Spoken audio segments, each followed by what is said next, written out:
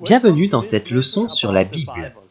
C'est la première d'une série de 2 leçons qui va vraiment mettre au défi beaucoup de gens et nous aider à enlever ces lunettes, nous aider à entrer dans cette vie, nous aider à comprendre ce qu'est vraiment la Bible, ce qu'elle dit, comment la comprendre et nous aider à savoir qui est Dieu. Aujourd'hui, nous allons parler d'un sujet intéressant. Nous allons commencer par regarder les pharisiens. Ils avaient les Écritures, ils étudiaient, ils examinaient les Écritures quotidiennement. Ils attendaient le Messie, et quand il était face à eux, ils ne l'ont pas reconnu. Ils étaient aveugles. L'un de leurs problèmes était qu'ils éliminaient un moucheron, mais avalaient un chameau. Je vais parler de ça. Nous allons regarder les pharisiens et aussi le fait que la Bible en elle-même n'a pas la vie éternelle. Non, la Bible témoigne de Jésus afin que nous puissions venir à lui pour avoir la vie. C'est la différence entre les pharisiens et les premiers disciples. Ils vivaient cette vie, ils marchaient avec Jésus. Et parce qu'ils marchaient avec Jésus, ils pouvaient parler avec autorité, avec audace. Ils n'étaient pas instruits, pas cultivés, c'étaient des hommes ordinaires comme vous et moi. Mais ils parlaient quand même avec assurance et ils savaient de quoi ils parlaient car ils marchaient avec Jésus. Je vais parler de la vie. Puis nous introduirons certaines choses relatives aux chapitres et aux versets, dont nous parlerons la prochaine fois. Le fait que les chapitres et les versets ont détruit la Bible et la façon dont nous la lisons. Donc je sais que vous allez aimer cet enseignement, il va vous aider, vous mettre au défi, vous provoquer. Que Dieu vous bénisse, je suis impatient de vous partager cela.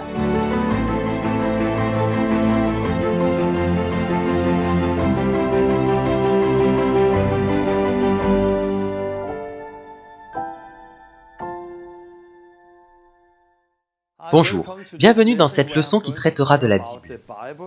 Nous allons regarder les Écritures, les versets, et voir comment la Bible, de bien des façons, a été détruite. Et nous ne la lisons pas bien, disons-le comme ça. Beaucoup de gens lisent la Bible d'une mauvaise manière. Je pense que ce que je vais partager aujourd'hui est très important. C'est l'une des leçons les plus importantes que j'ai partagées jusqu'à maintenant. C'est une leçon qui va en mettre beaucoup au défi.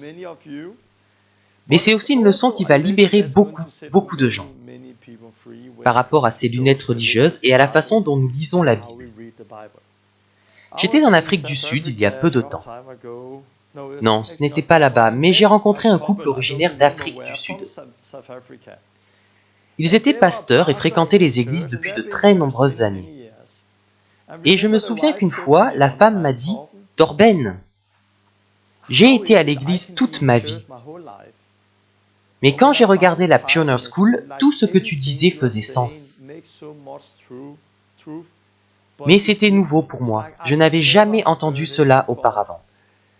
Comment est-il possible qu'après avoir été à l'église toute leur vie, et avoir entendu enseignement après enseignement, sermon après sermon, il y a toujours énormément de choses qu'ils n'ont jamais entendues.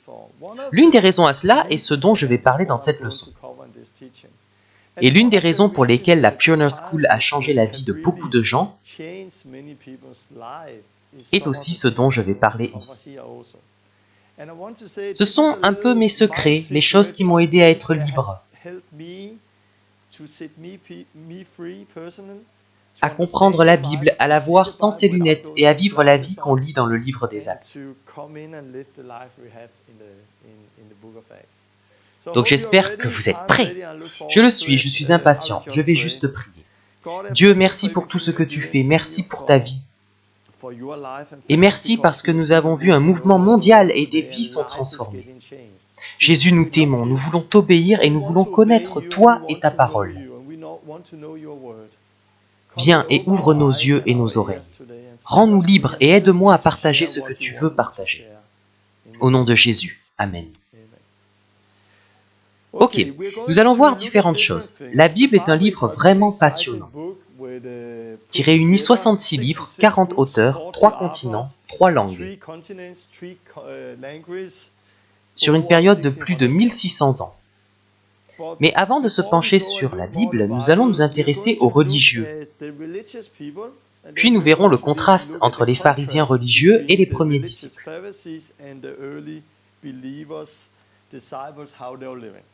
Donc ici, j'ai docteur de la loi et pharisien, et j'ai écrit religieux entre parenthèses. Il y a les docteurs de la loi, et quand Jésus a marché sur la terre, il a parlé aux gens. Et les choses qu'il a dites aux religieux n'étaient pas toujours ce qu'on appelle des paroles agréables, car Jésus était très radical envers les religieux. Nous lisons cela dans Matthieu 23. Il leur a dit notamment la chose suivante. « Guides aveugles que vous êtes !» C'est vraiment problématique d'être guide et aveugle en même temps. C'est pourquoi j'ai écrit religieux, car il y a aussi des gens aujourd'hui qui essayent de guider les autres. Mais ils sont eux-mêmes aveugles. Puis il dit une chose. Vous avez soin de filtrer vos boissons pour éliminer le moindre moucheron, et vous avalez le chameau tout entier. Matthieu 23, 24. Que veut-il dire quand il parle d'un homme qui filtre un moustique de sa boisson ?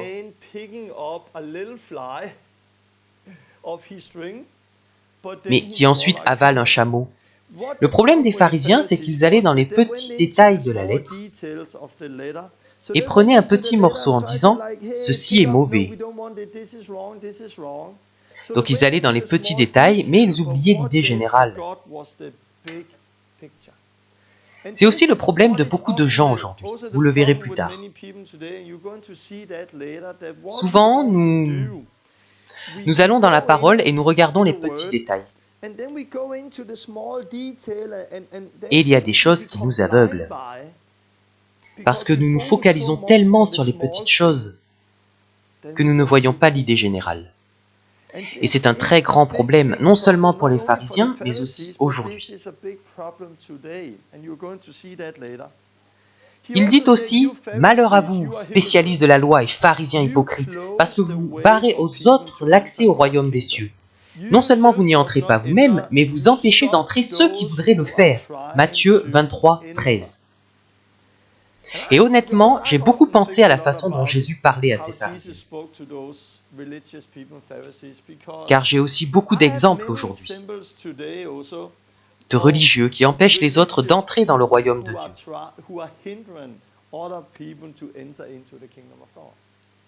J'ai un ami que j'ai baptisé il y a quelques années et qui a été délivré.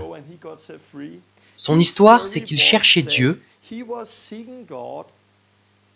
et un jour, il est arrivé à cette compréhension. Il lisait beaucoup la Bible, donc il a compris qu'il devait être baptisé selon sa propre foi. Qu'a-t-il fait ? Il est allé voir un pasteur luthérien, c'est la seule chose qu'il connaissait. Et il a dit, « Je dois être baptisé, je dois me repentir et être baptisé. » Le pasteur l'a regardé et lui a répondu, « Mais avez-vous été baptisé, enfant ? » « Oui. » « Alors tout va bien, vous n'avez pas besoin de plus. » Et ça, c'est fermer aux gens la porte du royaume de Dieu. Ces gens n'entrent pas eux-mêmes et ferment la porte à ceux qui veulent entrer. Donc Jésus était très radical envers les pharisiens.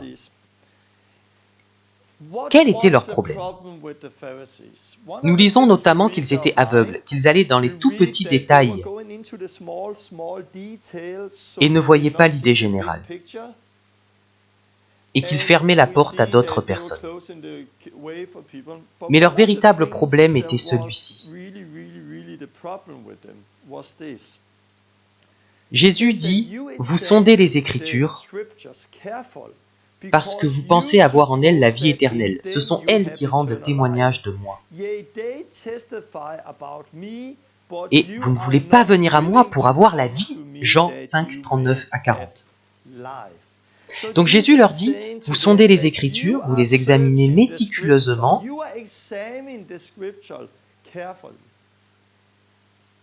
car vous pensez avoir en elles la vie éternelle.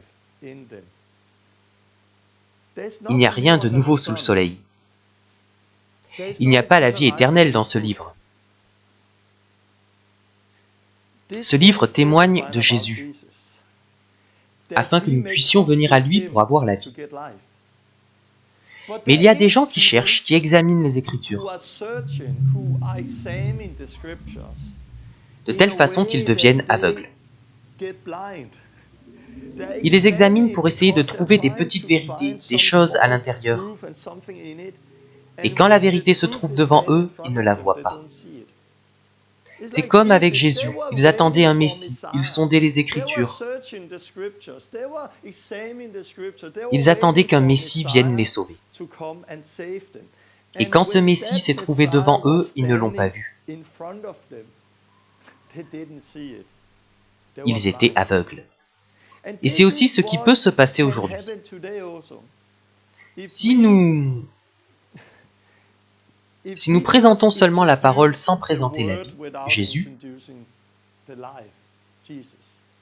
les gens peuvent, en étudiant et en examinant les Écritures, devenir aveugles d'une certaine manière. Je vais y arriver. Donc ici, vous voyez certains problèmes des pharisiens. Nous allons ensuite regarder les premiers disciples. J'ai écrit ici les premiers disciples et puis marcher avec Jésus. Car c'est l'une des choses qu'ils faisaient.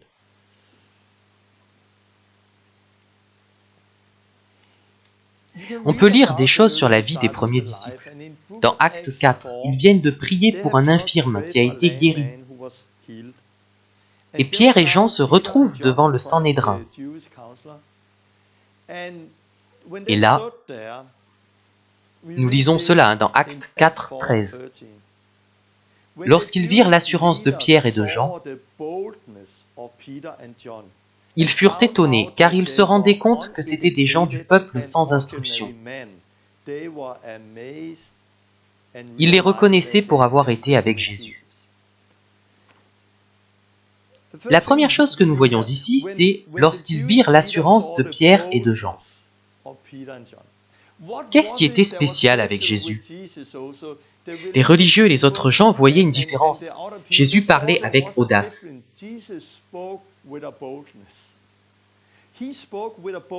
Non pas parce qu'il était audacieux et parlait fort, mais parce qu'il savait de quoi il parlait. Il parlait avec assurance, il était différent des religieux, et les gens voyaient cela. C'est la même chose ici. Les leaders juifs voyaient que ces gens parlaient avec assurance, et cela les surprenait.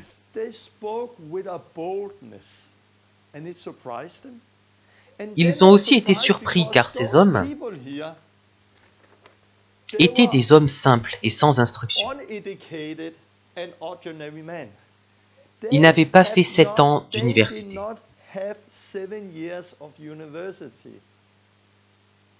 Ils n'avaient pas étudié à l'école biblique toute leur vie. Ils étaient sans éducation. C'étaient des hommes ordinaires. Mais que s'était-il passé? La vérité, c'est qu'ils avaient fréquenté Jésus. C'est là que des choses se passent. C'est là que nous grandissons. La parole de Dieu n'a pas la vie en elle-même. Mais elle témoigne de Jésus afin que nous puissions venir à lui pour avoir la vie.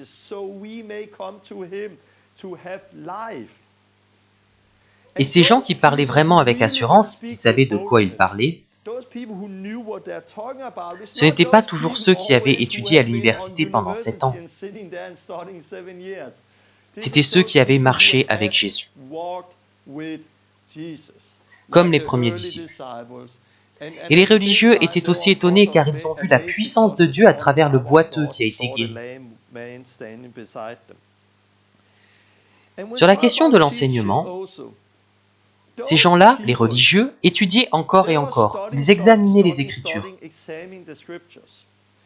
Ceux-là, les disciples, étaient sans éducation. Mais être sans éducation ne signifie pas qu'ils ne connaissaient pas la parole, car ils connaissaient la parole. Qui les enseignait? Jésus, bien sûr, mais nous avons aussi le Saint-Esprit pour nous enseigner. Et Jean, dans 1 Jean 2, 27, dit ceci. Pour vous, l'onction que vous avez reçue de lui, il parle ici du Saint-Esprit, le Saint-Esprit que vous avez reçu, demeure en vous. Puis il dit une chose intéressante. Et vous n'avez pas besoin qu'on vous enseigne.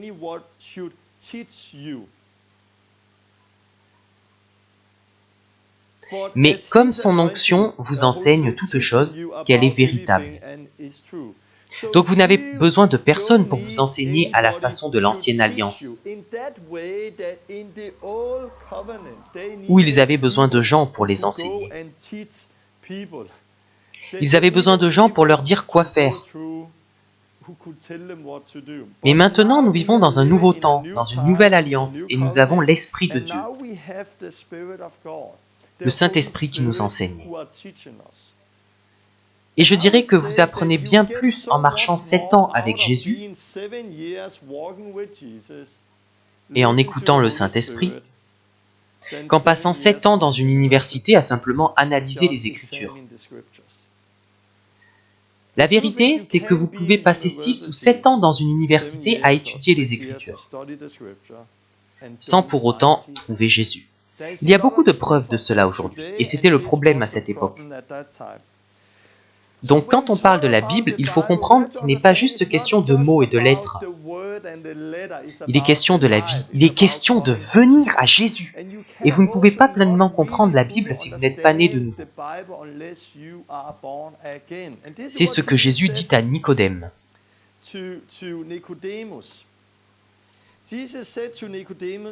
En vérité, je te le dis, si un homme ne naît de nouveau, il ne peut voir le royaume de Dieu. Jean 3, 3. Nicodème était enseignant, il était le docteur de la loi en Israël. Il était pharisien, mais il enseignait, il connaissait les Écritures. Ici, Jésus vient vers quelqu'un qui... Si on avait dû choisir quelqu'un qui connaissait les Écritures, c'est lui qu'on aurait choisi. Tout le monde l'aurait choisi. Si on avait demandé à la foule qui connaît les Écritures dans ce pays, tout le monde aurait montré Nicodème en disant « Ce gars, il connaît les Écritures ». Jésus l'a rencontré et que lui a-t-il dit ? « Tu ne peux pas entrer dans le royaume de Dieu ». Il dit à cet homme qui a été dans les Écritures toute sa vie « Tu ne peux pas voir ça, tu ne peux pas comprendre ça sans être né de nouveau ». Et il n'a même pas compris parce qu'il lui dit « Comment cela peut-il se faire ?» Et Jésus lui répond « Tu es le docteur d'Israël et tu ne sais pas cela ?» Jean 3, 9 à 10. Non, il ne comprenait pas. Pourquoi ? Car la Bible est aussi spirituelle. Vous devez comprendre que la parole est vie. Vous ne pouvez pas comprendre la parole avec la pensée charnelle. Vous ne pouvez pas comprendre la parole sans être né de nouveau. Il y a comme un voile. Vous pouvez voir et comprendre la lettre, mais vous ne pouvez pas comprendre l'esprit derrière la lettre. Paul dit quelque chose à ce sujet dans 1 Corinthiens. D'abord, quand il parle des faux prophètes. Il y avait des problèmes à Corinthe. Et à ce sujet, Paul écrit « Mais si le Seigneur le permet, j'irai bientôt chez vous. Alors je connaîtrai non pas seulement les paroles de ces prétentieux, mais ce dont ils sont capables. Car le royaume de Dieu n'est pas une affaire de parole, mais de puissance. 1 Corinthiens 4, 19 à 20. Donc quand Paul est allé les voir, il voulait voir la vie, pas juste les paroles. Parce que c'est si facile d'avoir les mots, d'avoir la théologie, mais il n'y a pas de fruit, il n'y a pas de vie. Il continue et il dit plus loin, en fait avant, au chapitre 2, « Or nous n'avons pas reçu l'esprit du monde, mais l'esprit qui vient de Dieu, afin de savoir ce que Dieu nous a donné par grâce. Et nous en parlons. » Donc nous parlons. Non avec des discours qu'enseigne la sagesse humaine, mais avec ceux qu'enseigne l'Esprit. en expliquant les réalités spirituelles à des hommes spirituels. 1 Corinthiens 2, 12 à 13. Donc nous utilisons des mots, nous parlons, je parle. Mais ce ne sont pas des mots humains qu'on apprend simplement en allant à l'université, avec une sagesse humaine. C'est ce que l'Esprit nous apprend. Et il y a une différence. Je vais continuer à revenir sur certaines de ces choses plus tard, car j'aimerais dire une chose. Je pense que nous faisons une erreur quand nous présentons la parole aux gens, mais pas Jésus. Les gens ont d'abord besoin de Jésus. Ils doivent d'abord naître de nouveau, avant de pouvoir comprendre sa parole. Ils ont d'abord besoin de le rencontrer. Car si vous commencez seulement par la parole, vous lisez, mais vous ne comprenez pas. Mais quand vous le rencontrez, quand vous expérimentez la vie, quand vous avez et vivez d'abord cette vie, puis que vous lisez sa parole, alors ça explose, car alors la parole prend vie. Je donnerai quelques exemples de ma vie. J'ai écrit ici « Rencontrer Jésus, puis lire sa parole ». Si je regarde ma propre vie, qu'est-ce que je connaissais de la Bible avant? Rien du tout. J'étais chez un ami, je suis entré dans sa chambre et il y avait une Bible posée sur le lit. Et je lui ai dit « Tommy, tu as une Bible? Qu'est-ce que tu fais avec une Bible? Tu es fou, qu'est-ce qui se passe ?» Et il m'a raconté beaucoup de choses, il m'a parlé de Jésus et de son expérience. Au départ, je pensais qu'il était fou parce que je ne comprenais pas. Puis il m'a dit « Jésus revient !» et il m'a parlé du jour du jugement et du retour de Jésus. Donc en rentrant à la maison, je réfléchissais. Jour du jugement, Jésus revient, et à l'époque, ça m'a fait peur, bien sûr. Donc je suis rentré et j'ai trouvé une Bible chez mes parents. J'ai pris la Bible et j'ai voulu en savoir plus sur le jour du jugement et sur le retour de Jésus. Donc j'ai ouvert la Bible et je ne savais pas par où commencer. Je me suis dit qu'il y avait peut-être un genre de sommaire. Donc je l'ai ouverte et j'ai vu Ancien Testament. Ok. Jour du jugement, jour du jugement. Juge, le livre des juges. Hey, juge, jour du jugement. C'est peut-être là-dedans qu'on peut lire des choses sur le jugement dernier, sur le retour de Jésus. Donc je suis allé dans le livre des juges pour en savoir plus sur Jésus. Et nous savons qu'on ne trouve pas grand-chose sur Jésus et son retour dans le livre des juges. Voilà à quel point je connaissais la Bible. Je ne connaissais pas l'Ancien Testament ni le Nouveau, et que s'est-il passé? J'ai rencontré Jésus. Le Saint-Esprit est venu et a changé ma vie. J'ai alors expérimenté la vie. Je me souviens de ma première expérience. Je rentrais chez moi en vélo et j'ai senti que quelque chose s'était passé. Je me demandais, qu'est-ce qui s'est passé? J'avais toujours eu peur de la mort, mais désormais je me disais, Torben, tu vas mourir un jour. Ouais, je rentre à la maison. J'ai juste été libéré. Cette peur de la mort m'a quitté. Je le sentais dans mon corps. Puis je suis rentré à la maison et j'ai lu dans la Bible, dans Hébreux, que Jésus est venu pour délivrer tous ceux qui, par crainte de la mort, étaient toute leur vie retenus dans l'esclavage. Hébreux 2, 15. Et quand j'ai lu ça, je me suis dit, oui, c'est ce que j'ai expérimenté. Je l'ai senti dans mon corps, puis je l'ai lu dans la Bible. Et c'est devenu tellement réel pour moi. J'ai alors su que la Bible n'était pas juste un livre, car j'y avais lu ce que j'avais vécu.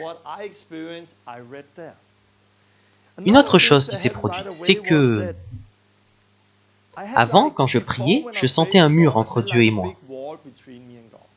C'est comme s'il n'était pas là. Mais dès que je me suis repenti et que le Saint-Esprit est venu, ce mur a été enlevé. Dieu était là, désormais il écoutait mes prières. Puis j'ai lu ceci. Mais ce sont vos fautes qui mettaient une séparation entre vous et votre Dieu. Ce sont vos péchés qui vous cachaient sa face et l'empêchaient de vous écouter. Ésaïe 59, 2. J'ai expérimenté cela, le fait que ces péchés aient été enlevés.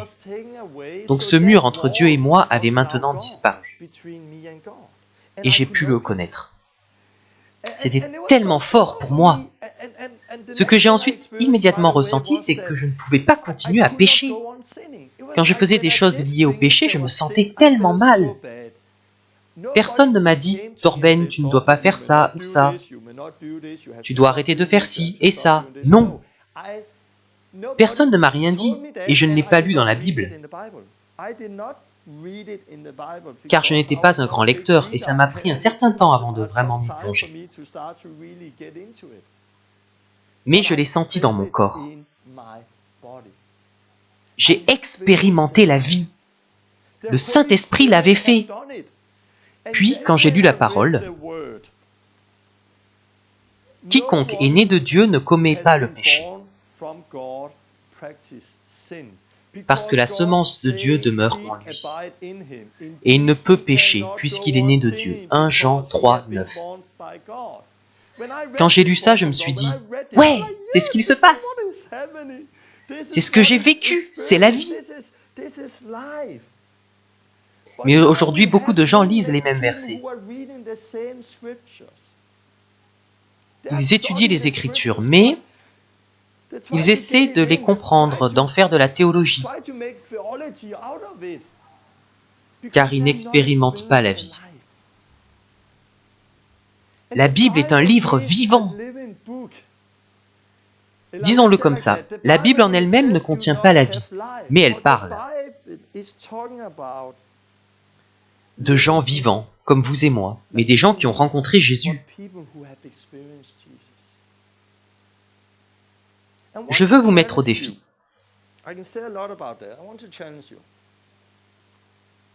Les premiers disciples n'avaient pas de Bible. Ils ne se promenaient pas avec un livre appelé la Bible. Ils n'avaient même pas l'Ancien Testament. Oui, ils l'avaient sous la forme de gros rouleaux et ils le lisaient. Mais Paul ne se promenait pas avec ses gros rouleaux de l'Ancien Testament pendant ses voyages. Il ne se promenait pas avec un petit Ancien Testament ou avec un Nouveau Testament, car il n'y avait pas de Nouveau Testament, il était en train d'être écrit. Donc l'Église primitive n'avait pas la Bible comme nous l'avons aujourd'hui. C'est un fait, et nous l'oublions parfois. Mais comment ont-ils pu survivre?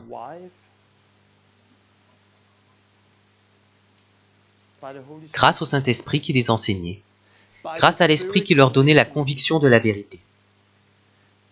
Comme dans mon cas, j'ai vécu ça, j'ai vécu ça, j'ai vécu ça. Je l'ai ressenti, Dieu m'a parlé, puis je l'ai lu et ça a été confirmé. Ce que je dis aujourd'hui est un défi pour nous aujourd'hui, mais c'est la vérité. Et nous avons de nouveaux besoins de plus de l'Esprit. Aujourd'hui, c'est Père, Fils et Saintes Écritures. Mais dans l'Église primitive, c'était Père, Fils et Saint-Esprit. Nous devons comprendre que la Bible est supposée pointer vers Jésus, afin que nous puissions venir à lui et avoir la vie. Je pense que nous nous perdons dans la Bible parce que nous ne comprenons pas comment la lire. Voici un exemple. Il y a des gens qui pensent que les femmes doivent se couvrir la tête lorsqu'elles prient. Car Paul l'a dit dans la première lettre aux Corinthiens. Je ne pense pas que les femmes devraient se couvrir la tête pour prier. Tu ne crois pas? Non. Mais c'est ce que Paul nous dit dans 1 Corinthiens. Voilà l'erreur que l'on fait. Paul n'a pas écrit les lettres aux Corinthiens pour vous et pour moi. Il les a écrites pour l'église de Corinthe. Donc il gérait des problèmes et des affaires qui les concernaient eux. Et vous voyez que la Bible fait partie de leur culture. Il y avait un lien culturel impliqué dans tout ça. Pour comprendre la Bible, nous devons saisir le contexte historique. Il y a la première et la seconde lettre aux Corinthiens, mais ce sont en fait la troisième et la quatrième, car il y a 4 lettres, mais nous n'en avons retrouvé que 2. Aussi, nous n'avons que la moitié de l'histoire, car quand Paul a écrit ces lettres, c'était en réponse à des lettres qu'il avait reçues, donc nous n'avons que la moitié de la conversation. Paul traite d'un sujet dont ils lui ont déjà parlé et il leur répond. Et si vous lisez un dictionnaire sur les lettres aux Corinthiens, sur l'histoire de Corinthe,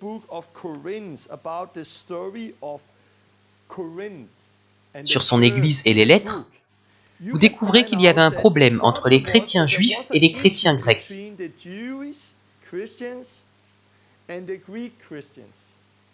Et selon la culture, la tradition juive, la femme devait porter un voile en public. Et elle devait s'asseoir au fond pendant les réunions. Mais les chrétiens grecs n'avaient pas les mêmes traditions, les mêmes problèmes. Donc ils étaient plus libres, et cela a créé un conflit. Donc Paul s'est adressé à ces gens, à cet endroit, en disant « Voilà le problème, faites ceci et cela. » Et Dieu dit de faire ceci et cela.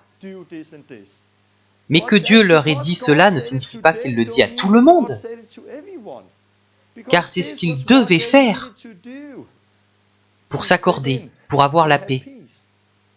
Comprenez, Paul, dans Galates, dit « Si vous vous faites circoncire, Christ ne vous servira de rien » Galates 5, 2. Mais dans Acte 16, il circoncie Timothée, dont le père était grec. Pourquoi dit-il à un endroit « Si vous vous faites circoncire, Christ ne vous servira de rien » alors qu'à un autre endroit, il circoncie l'un des siens? Car ici, il se faisait circoncire pour une mauvaise raison, pour garder la loi. Et là, c'était pour être efficace dans le royaume, pour avoir la paix, pour atteindre les gens. Paul a dit « Je me suis fait tout à tous afin d'en sauver quelques-uns. Avec les Juifs, j'ai été comme Juif, avec ceux qui sont sans loi, comme sans loi, avec ceux qui sont sous la loi, comme sous la loi, mais je ne suis pas moi-même sous cette loi, mais sous la loi de Christ. » Donc Paul était là pour atteindre les gens. Et j'écrirai aussi la même lettre aujourd'hui. Si je devais écrire une lettre à l'église d'Arabie Saoudite, où les femmes portent un voile, si je devais leur écrire une lettre et que l'histoire était que certaines femmes, en venant à la foi, avaient retiré leur voile et que beaucoup de gens étaient morts à cause de cela, je leur écrirais « Gardez votre voile, car ce n'est pas très important. » Je sais que ça provoque les gens. Mais Paul,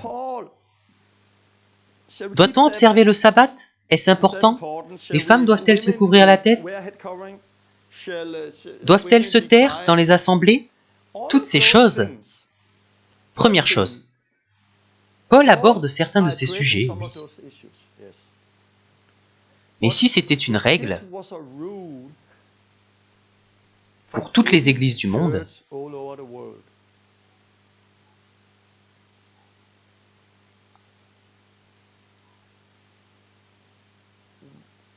comment aurait-il pu le savoir? Car il n'avait pas les lettres de Paul. Seule cette église et quelques autres avaient ces lettres. Il n'avait pas les lettres de Paul pendant les 1000 premières années. Paul a beaucoup voyagé, ainsi que Pierre et Jean. Ils sont allés tous les coins du monde avec l'Évangile. Et ils ne se promenaient pas avec les lettres de Paul. Ils ne bénéficiaient pas de cet outil. Je sais que ça provoque les gens, mais qu'avaient-ils? Ils avaient le Saint-Esprit, qui convainquait les gens de péché, de justice et de jugement. Le Saint-Esprit qui enseignait aux gens la vérité. J'ai rencontré beaucoup de gens qui, comme moi, n'avaient pas une bonne compréhension de la Bible. Mais quand ils sont venus à la foi, qu'ils ont entendu l'Évangile, se sont repentis, ont été baptisés et ont reçu le Saint-Esprit, alors le Saint-Esprit a commencé à travailler en eux et les a convaincus de la vérité. Et immédiatement, ils ont arrêté de mentir. Ils ont arrêté de tricher. Ils ont arrêté de vivre dans le péché. Le Saint-Esprit les a convaincus de pardonner, de rembourser des choses qu'ils avaient volées, d'être là pour les enfants, d'aimer sa famille. Le Saint-Esprit les a convaincus de beaucoup de choses. Mais je n'ai jamais rencontré quelqu'un de jeune dans la foi qui a été soudainement convaincu par le Saint-Esprit. « Oh, maintenant je dois couvrir ma tête. » Ou « Maintenant je ne dois plus conduire le samedi ou le dimanche parce que c'est sabbat. » Ou « Maintenant je dois me taire dans l'église car je suis une femme. » Je n'ai jamais rencontré quelqu'un que le Saint-Esprit avait convaincu de l'une de ces choses. Jamais. J'ai seulement rencontré des gens qui avaient des problèmes avec ça, car nous ne comprenons pas la Bible. Et nous en extirpons des choses écrites à certaines personnes dans des endroits spécifiques, et nous les appliquons à tout le monde pour en faire des règles. Ça, j'en ai rencontré. Mais je n'ai jamais rencontré personne qui en avait été convaincu par le Saint-Esprit. Et souvenez-vous, l'Église primitive n'avait pas de Bible complète. Je sais que c'est provoquant pour beaucoup de gens, mais il y a une liberté là-dedans. Il y a une liberté à comprendre ce qui est important et ce qui ne l'est pas. Il y a une liberté à comprendre la culture, bien sûr. La Bible est pour nous et nous pouvons apprendre. Il y a quelque chose sur le respect l'un pour l'autre. Dans ce qu'écrit Paul à propos du voile et de la famille. Mais ce n'est pas toujours la lettre qu'il faut regarder, c'est le cœur derrière la lettre. L'une des choses pour lesquelles les pharisiens étaient bons, c'était de regarder à l'apparence. J'étais en Israël il y a peu de temps, et nous avons rencontré les pharisiens au mur des lamentations. J'ai une photo. Et vous pouvez voir ici qu'ils ont quelque chose sur le bras avec une petite boîte au bout. Vous voyez aussi que sur leur tête, ici et ici, ils ont une petite boîte. Dans ces petites boîtes, sur le front et sur le cœur, ils ont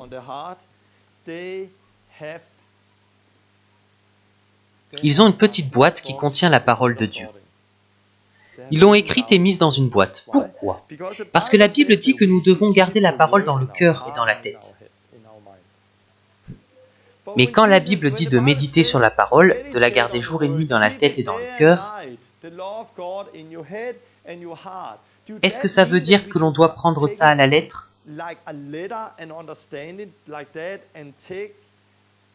Et écrire des textes pour les mettre sur notre tête et près de notre cœur? Est-ce que Dieu voulait dire? Est-ce que c'est ce que Dieu voulait dire? Non. Il ne s'agit pas de l'extérieur, nous devons comprendre ce qu'il y a derrière cela. Et c'est là où les gens font parfois des erreurs. Bien sûr, j'entrerai plus dans les détails plus tard au sujet du sabbat, des femmes, du ministère. Mais écoutez l'esprit derrière. Vous devez comprendre que la Bible est un livre qui a été écrit à différentes personnes vivant des situations différentes. Mon ami David Pawson a fait une série appelée Unlocking the Bible, dans laquelle il raconte l'histoire derrière chaque livre. Et il est bon de connaître l'histoire derrière chaque livre avant de le lire. Une autre chose à savoir sur la Bible, c'est que la Bible est un livre vivant. Dans le sens où il parle de gens qui apprennent, qui font des erreurs et qui grandissent.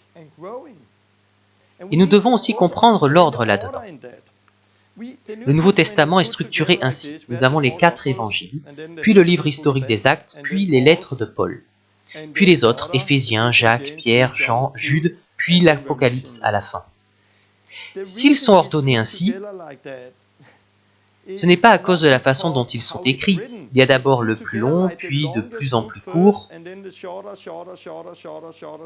jusqu'à Philémon, qui ne fait qu'un seul chapitre. Donc la Bible est ordonnée ainsi, mais Paul grandissait et il apprenait de la même manière que nous.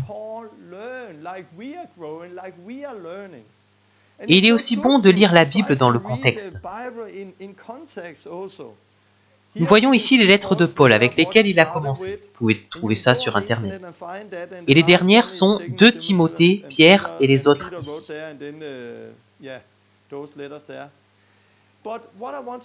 Donc lisez les livres dans le contexte, comprenez-les, car parfois,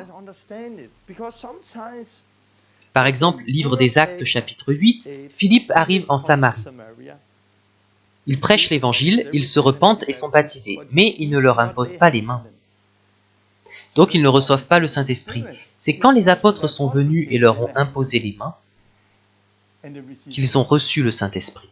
Aujourd'hui, les gens prennent ça et en font une grande théologie en disant « Regardez, le Saint-Esprit peut seulement être donné par les mains des apôtres car nous avons la preuve. » Dans Acte 8, le Saint-Esprit ne peut être donné que par les mains des apôtres. Ce n'est pas une preuve. Pourquoi Philippe n'a-t-il pas imposé les mains aux gens afin qu'ils reçoivent le Saint-Esprit? Je ne sais pas. Pourquoi est-ce que vous n'imposez pas les mains aux gens pour qu'ils reçoivent le Saint-Esprit? Si je le fais, ce n'est pas parce que je suis apôtre, mais parce que j'ai appris à le faire. Et je pense que Philippe a appris à le faire plus tard. Il était novice, il aidait à Jérusalem et soudainement, à cause de la persécution, il s'est retrouvé en Samarie. Je pense qu'ils ne savaient pas tout à cette époque. Donc, nous voyons qu'ils apprennent. Il s'est passé 11 ans avant que les premiers disciples ne comprennent que l'Évangile était aussi pour les non-juifs. Ils n'ont compris cela que 11 ans plus tard, quand Pierre est venu dans la maison de Corneille. Donc les 11 premières années, ils portaient encore des lunettes. Ils pensaient que l'Évangile était seulement pour les Juifs, mais c'était aussi pour les non-juifs. Nous ne pouvons pas construire une théologie à partir de ça. Certains disent aussi que ce n'est pas la volonté de Dieu de guérir, car Paul, dans 2 Timothée 4, a dû laisser quelqu'un qui était malade. Donc ce n'est pas la volonté de Dieu de guérir. Allons, nous ne pouvons pas utiliser cet exemple en ce qui concerne les doctrines. Plus tard, nous lisons qu'à Malte, il guérit tous les malades qui viennent à lui. Pourquoi les gens ne prennent-ils pas cet exemple? Paul n'était Jésus. Nous devons imiter Paul comme il imite le Christ. Mais il y avait des domaines où Paul apprenait, et il y a des domaines où j'apprends moi-même. Nous apprenons tous, et c'est ce que j'aime avec le livre. Ce livre est un vrai livre sur des vrais gens, dans de vrais endroits. Et cela nous donne un avant-goût de la vie. La Bible n'est pas faite pour que nous en extirpions chaque détail en se demandant « Pourquoi a-t-il dit cela ?» Alors nous sommes aveuglés et nous prenons un moucheron. En se demandant « Pourquoi Paul a-t-il dit cela à ces personnes à cette époque ?» Puis nous essayons de construire une théologie sur ce seul verset. C'est mal! La Bible ne sert pas à cela, elle sert à nous donner une grande représentation de la vraie vie.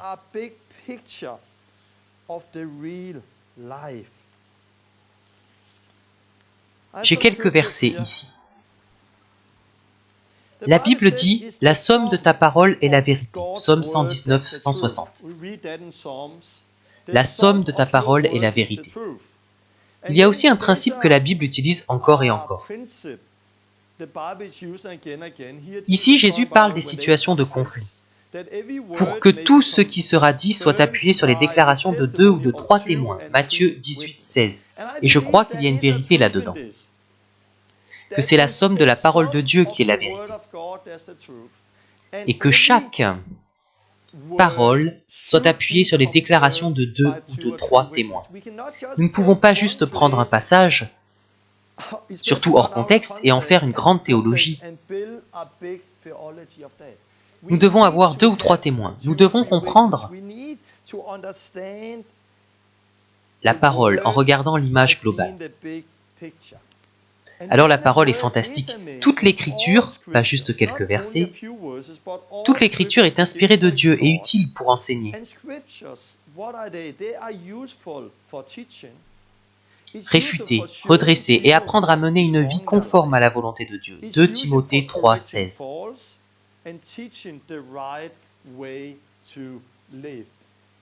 Ce sont certaines des choses qui sont fantastiques avec la Bible.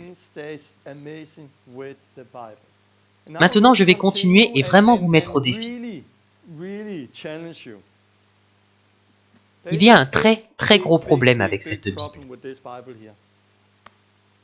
Je crois que certaines des choses écrites là-dedans ne sont pas de Dieu.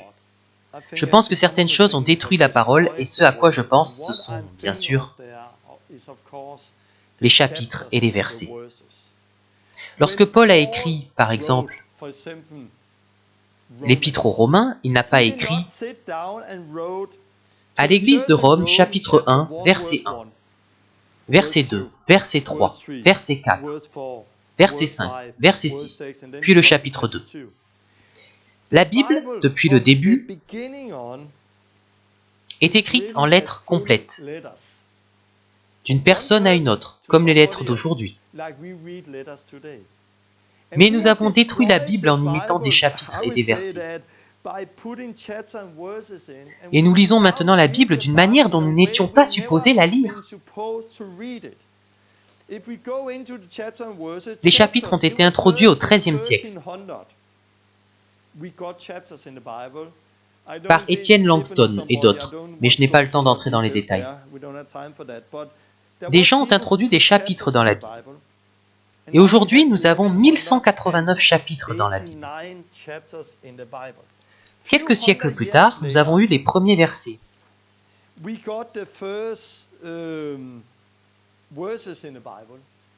Et la première Bible qui avait les chapitres et les versets a été imprimée en 1551. Il y a maintenant un total de 31 103 versets dans la Bible. Je dirais que ce n'était pas dans l'intention de Dieu.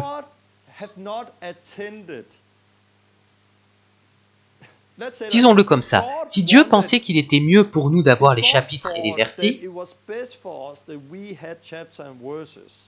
alors pourquoi n'a-t-il pas commencé avec ça?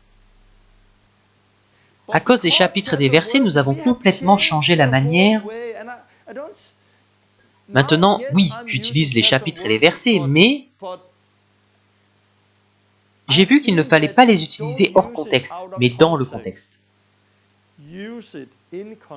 Mais que faisons-nous aujourd'hui? À cause des chapitres et des versets, nous nous sommes retrouvés avec un christianisme copié-collé. Nous y allons et nous trouvons des versets qui nous conviennent, puis nous les copions. Nous les collons sur un papier et ça devient notre vie. Puis nous copions, collons ici. Nous copions, collons là. Et nous pouvons tout faire dire à la Bible. Mais la Bible n'est pas là pour ça. Donc Paul a commencé à écrire une lettre à certaines personnes. Il a eu une réponse. Il a de nouveau répondu. C'était une conversation. Puis il a écrit à d'autres gens, là où ils étaient, puis à d'autres gens, puis à d'autres gens. Il écrivait différentes choses à différentes personnes suivant la situation dans laquelle ils se trouvaient. Mais aujourd'hui, nous faisons des copier-coller. Nous prenons un verset par ici, un verset par là. Nous les mettons ensemble et nous nous retrouvons alors avec une vision erronée sur les doctrines, sur Dieu et sur l'ensemble. Si l'on observe ces églises, certaines de plus grandes dénominations d'églises sont l'Église catholique, 1,2 milliard, l'Église luthérienne, 80 millions, l'Église baptiste, 100 millions, l'Église pentecôtiste, 280 millions. Si vous observez ces églises, elles ont toutes des érudits de la Bible, des universités, des gens très intelligents qui comprennent le grec et l'hébreu. Et pourtant, elles n'arrivent pas toutes à la même chose. Elles enseignent quand même des choses très différentes. Pourquoi? Car nous avons tous des doctrines favorites sur lesquelles nous bâtissons. Nous avons tous nos versets favoris.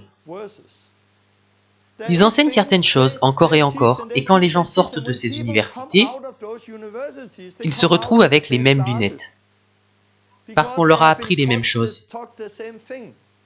Quand je rencontre des gens qui ont étudié la théologie dans des universités, il m'arrive de me moquer d'eux. Je leur dis, « Dis-moi où tu as étudié et je te dirai ce que tu crois. » C'est comme ça, parce qu'ils y vont, on leur donne différents versets, et puis ils sortent. Nous avons tous notre responsabilité, et nous devons arrêter de faire ça. Nous devons arrêter de choisir ce qui nous convient. Nous devons voir l'image complète de Dieu. Par exemple, Jean 3,16, tout le monde connaît ce verset. Si je demande qui connaît Jean 3,16, oui, je connais. Ok, qu'est-il écrit en Jean 3,14 alors? Et Jean 3,36 où il est question de la colère de Dieu? Il y a tellement de choses pour lesquelles nous avons une mauvaise image de Dieu. Par exemple, les gens pensent que aujourd'hui, il y a des églises qui prêchent sans cesse sur l'amour de Dieu. Chaque dimanche, l'amour de Dieu, la miséricorde de Dieu, la grâce. Ils parlent sans cesse de la grâce. Les gens qui écoutent finissent par penser que tout ce qu'on lit dans la Bible n'est que question d'amour et de grâce. Et ils peuvent faire ça tous les dimanches. Pourquoi? Parce qu'on fait une prédication en sortant des versets. Puis on les utilise pour faire dire ce qu'on veut. L'Église primitive ne pouvait pas faire ça. Ils n'avaient pas nos chapitres et versets. Ils procédaient différemment. Mais il y a aussi des gens qui parlent sans cesse de la crainte de Dieu, de la colère et de la sainteté de Dieu. Tous les dimanches, et ils sont aveuglés. Dieu est seulement furieux et redoutable. Et il n'y a plus aucun équilibre, car les gens ne lisent plus la Bible en elle-même. Ils ne la lisent pas dans le contexte, lettre par lettre. J'ai un ami qui m'a préparé un document.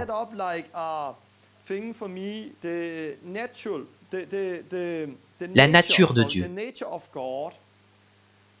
dans lequel il a mis des pourcentages sur ce qu'enseigne la Bible.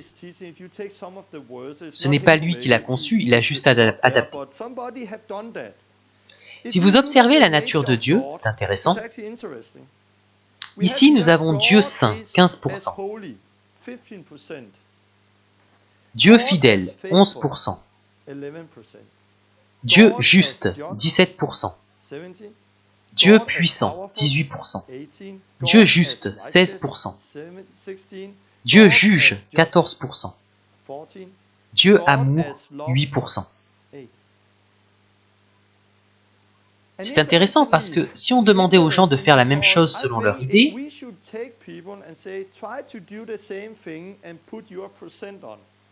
certains mettraient 80% pour Dieu amour.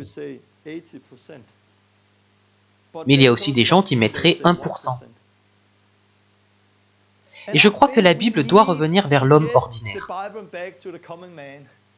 Mais nous avons cette idée qu'il est dangereux d'étudier soi-même la Bible et qu'il nous faut des érudits. Ils connaissent la Bible, mais non, car ces spécialistes ont des lunettes. Ils sortent des mêmes universités et ils enseignent ce qu'on leur a appris. Comme ici, nous avons besoin de la vie et du Saint-Esprit pour nous enseigner. Le Saint-Esprit peut vous enseigner et c'est ça qui est formidable.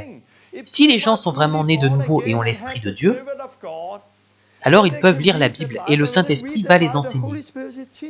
Pour ceux qui ont besoin d'expérimenter plus de l'amour de Dieu, Dieu peut leur apprendre à travers la parole, même chose pour la crainte de Dieu. Donc le Saint-Esprit enseigne les hommes. Mais que faisons-nous aujourd'hui? Nous allons sur YouTube souvent et nous cherchons des prédications qui nous conviennent, que l'on aime entendre. Alors on se gave dans un domaine et l'on meurt de faim dans un autre. Ce que j'ai essayé de faire avec les 20 leçons de la Pioneer School, c'est de prendre un grand pinceau pour peindre l'image globale de la vie. Oui, j'ai utilisé des versets, mais pas hors contexte. Je m'en suis servi pour dessiner l'image globale de la vie afin que vous puissiez venir à Jésus et avoir la vie, afin que vous puissiez lui obéir. Mais je suis aussi irrité. Pourquoi? Parce que je vois des gens qui aiment les enseignements qui concernent le livre des actes, la guérison, le kickstart. Oh, et on aime le dernier enseignement sur la délivrance. Mais on ne veut pas entendre la leçon sur la crainte de Dieu, ni celle sur la sainteté de Dieu, ni celle sur les alliances. Non, non, on ne veut pas écouter ça. On préfère écouter les autres enseignements. Pour tout dire, j'ai été attristé quand j'ai vu ça parce que... Pourquoi? Allons, prenons tout. Si moi je suis irrité, alors comment pensez-vous que Dieu va réagir si vous dites que vous choisissez comment vous voulez qu'il soit? Non, Seigneur, je veux juste ta nature, amour et pas le reste. S'il vous plaît, regardez toutes les leçons de la Pioneer School. Prenez toute la Bible, lisez-la entièrement, d'un bout à l'autre. Je dois répéter cela encore et encore. Et avant de lire un livre dans la Bible, allez voir par qui et pour qui le livre a été écrit. Car alors Dieu peut vraiment vous parler et vous pouvez comprendre la parole de la bonne façon. Et c'est là que vous trouvez les doctrines authentiques. Je sais que je répète sans cesse les mêmes choses. Lisez tout, faites ceci, faites cela, mais c'est important. Si nous voulons avoir une bonne image de Dieu, connaître le seul vrai Dieu et celui qui l'a envoyé, Jésus-Christ, nous devons avoir l'ensemble. Il ne suffit pas de choisir une caractéristique en disant « c'est ce que j'aime, donc je me focalise là-dessus », pour qu'ensuite vous pensiez que Dieu n'est qu'amour et que tout n'est qu'amour, amour, amour. Ou alors vous vous focalisez sur la justice de Dieu et vous pensez que c'est sa seule caractéristique. Nous avons besoin de la saine doctrine, et elle se trouve dans l'image globale. Donc je me répète car je veux que vous compreniez cela. Je vais terminer. La prochaine fois, nous approfondirons beaucoup plus la question des chapitres et des versets. Et vous verrez comment certaines doctrines sur lesquelles nous bâtissons aujourd'hui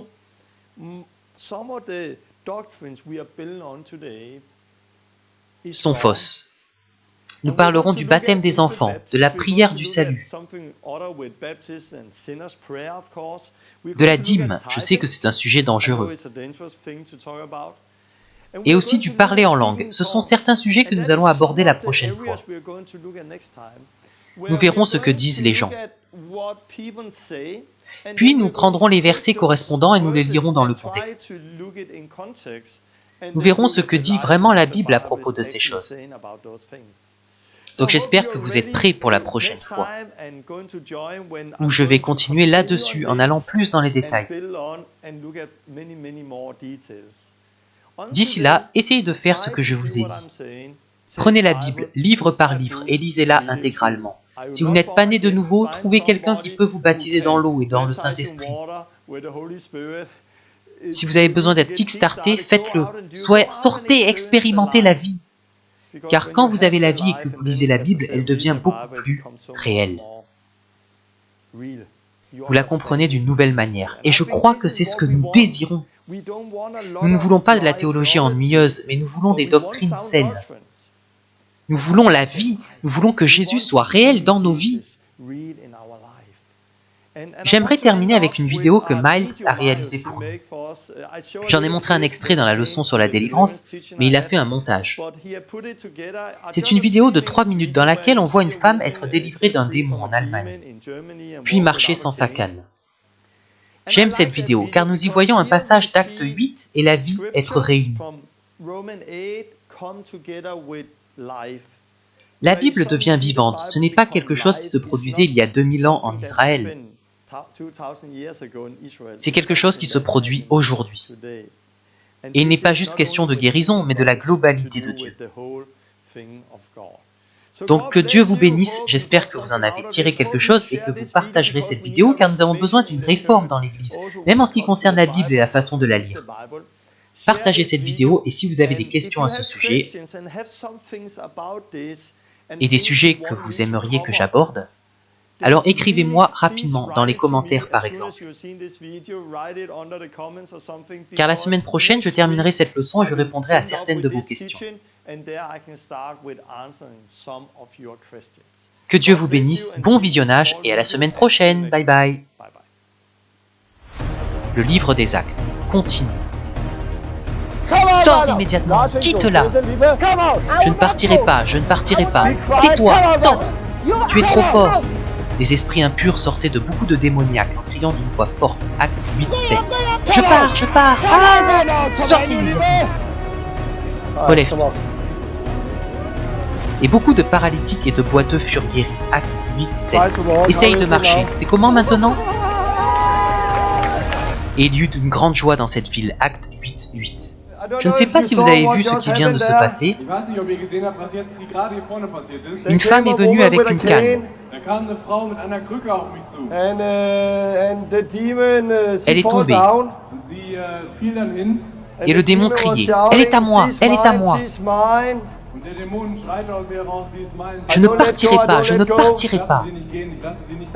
J'ai prié. Et le démon disait, « Tu es fort, tu es fort !» Puis il a fini par partir. Et elle a pu marcher sans sa canne. Sors! Sors, sors, sors, sors. Guérison maintenant, guérison maintenant, guérison maintenant, guérison maintenant. Stop! Regarde-moi. Stop. Regarde-moi. De quoi as-tu besoin? Ma jambe. Ta jambe? Ok. Qu'est-ce qui ne va pas avec ta jambe? Je ne sais pas, cela fait 2 mois que je ne peux plus marcher. Ils m'ont parlé d'opération. Ok, ferme les yeux. Détends-toi. Prie avec moi. Dieu, je viens à toi. Je me repens. Et je te demande de me libérer, de guérir mon corps, de venir avec ton Saint-Esprit. Oh, oh, oh!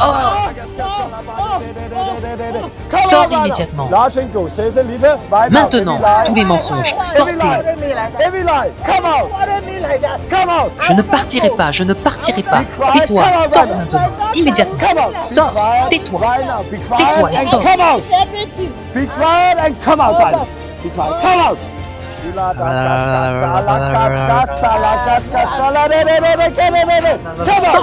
Tu es trop fort! Je pars! Je pars!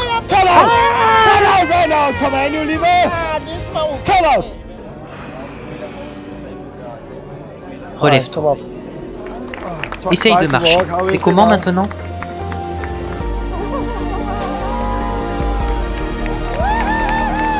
Sur ces paroles, ils furent baptisés au nom du Seigneur Jésus. Acte 19:5.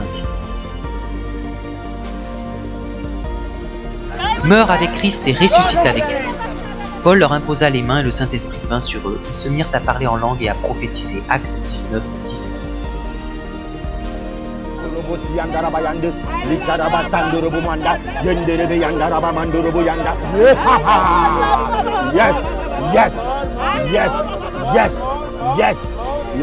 Merci, merci Seigneur.